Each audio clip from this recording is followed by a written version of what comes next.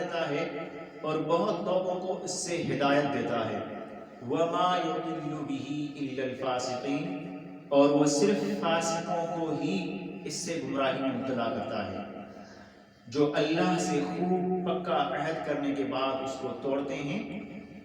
اور جن چیزوں کو اللہ نے ملانے کا حکم دیا ہے ان کو کاٹتے ہیں اور زمین میں فساد کرتے ہیں، وہی لوگ نقصان اٹھانے والے ہیں۔ ان آیات میں اللہ تبارک و تعالی نے جو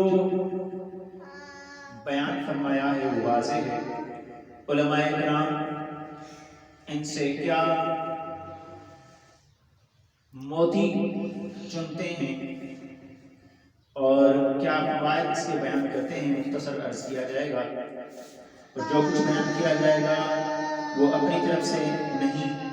بلکہ بعض تفاصیل، خصوصاً تفسیر تبیان القرآن، تفسیر ضیاء القرآن، تفسیر ابن کثیر اور سندھی تفسیر احسن البیان سے ہی انشاءاللہ ان آیات بینات کی وضاحت کو جمع کرنے کی کوشش کی گئی ہے۔ علماء اکرام یہ بیان کرتے ہیں، امام ابن جریر طبری رحمۃ اللہ علیہ نے حضرت ابن عباس، حضرت ابن مسعود اور کئی صحابہ رضی اللہ عنہم سے روایت کیا ہے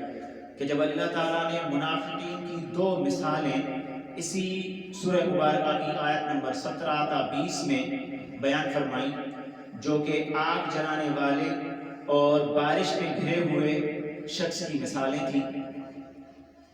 جب ان کو بیان کیا تو منافقین نے کہا کہ اللہ تعالیٰ کا مرتبہ اس سے بلند ہے کہ وہ مثالیں بیان کرے، تو اللہ تعالیٰ نے اس موقع پر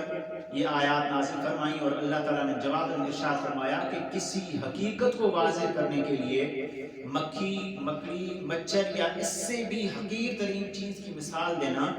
ضروری ہو تو اللہ تعالیٰ کسی کے اعتراض کی وجہ سے